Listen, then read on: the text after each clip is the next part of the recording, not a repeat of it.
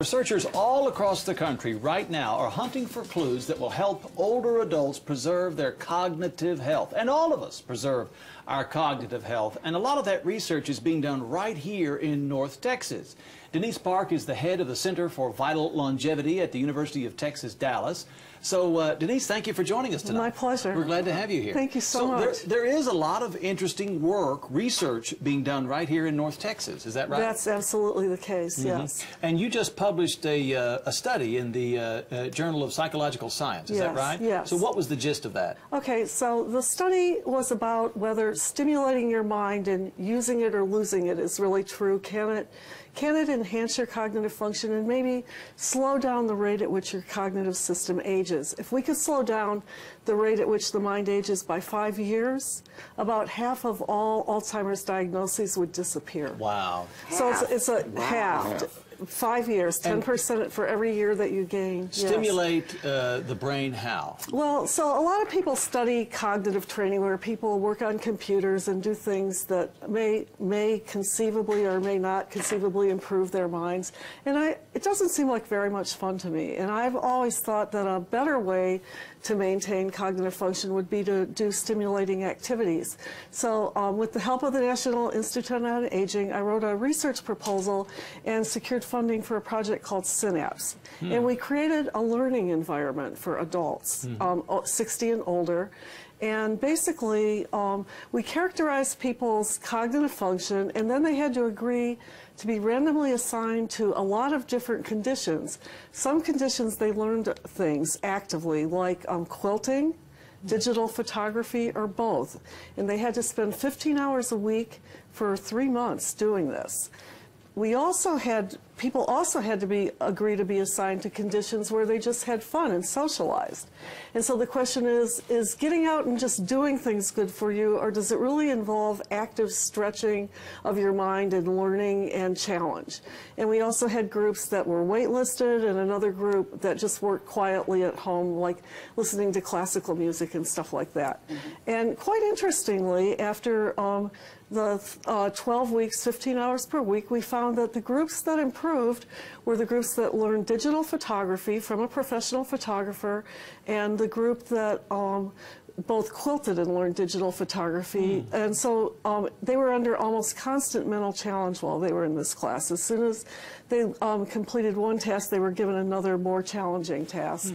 And the social group, the group who socialized and was out of the house just as much, had just as much socializing and activity, but were not actively engaged in learning, did not improve, nor did the other groups.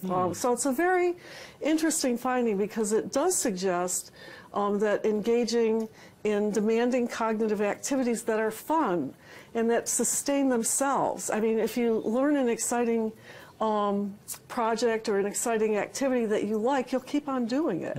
But it needs to word games and things like that at home are not crossword puzzles. Well, I'm not. Sudoku. Well, there's a difference between crossword puzzles and Sudoku. Crossword puzzles rely on your knowledge, right? You're just retrieving information you already have. Okay. Sudoku, you're sort of mentally manipulating the numbers and trying to solve a problem in a different kind of way than crossword puzzles. If I had to bet, I would bet on Sudoku as an active kind of situation that stimulates what we call your working memory. Knowledge is the one thing that we'll all be happy to know that stays constant and increases with age. So knowledge is something that we use to support, I think, declining functions as we get older. And really, crossword puzzles rely on knowledge, so there's not a lot of evidence, I hate to say this, that they help. It has to be challenging, it has to be somewhat novel, and it has to stay challenging. So I always recommend, for instance, if you're a piano player, learn a foreign language. You know, if you're an artist, learn the piano, or participate in demanding groups where you're challenged to learn new things. So it needs to be something new. And what's taking place in the brain that's different for this than going out and socializing? Well, you're actively problem solving, and we're actually doing a study well, we actually have a little evidence showing that people actually show more neural activity in the brain, both initially and even a year later. Some of these differences remain. But basically, you're creating new connections when you, at least I hypothesize this. I don't want to overpromise what we know. We still have a lot to learn. But I hypothesize that you're building what I call neural scaffolds, okay? So you're building new connections and new neural relationships that will, the more you practice and the more you challenge, will stay in place and provide additional pathways and mechanisms for your cognitive function. And we can actually see some of these pathways and connections in the active brain when we neuroimage it. And what age group are we talking about here? I'm sorry. No, go ahead.